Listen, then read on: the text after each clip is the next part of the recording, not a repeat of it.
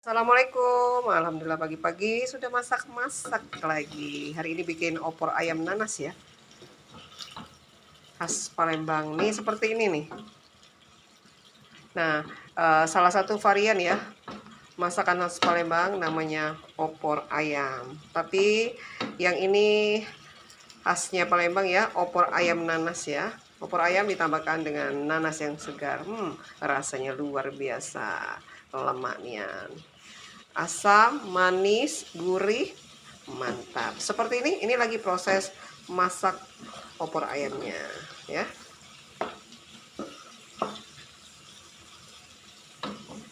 Tuh. Kaya dengan bumbunya ya. Opor ayam nanas ini sehingga rasanya memang beda ya. Terus harum sekali ya dari nanasnya itu. Nih.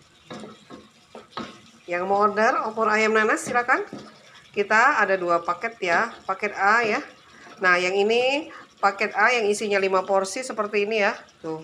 Ini harganya 150.000 ya. Dan yang isinya 10 ya 10 porsi harganya 300.000. Hubungi Ita Yudis 0813 6770 2798.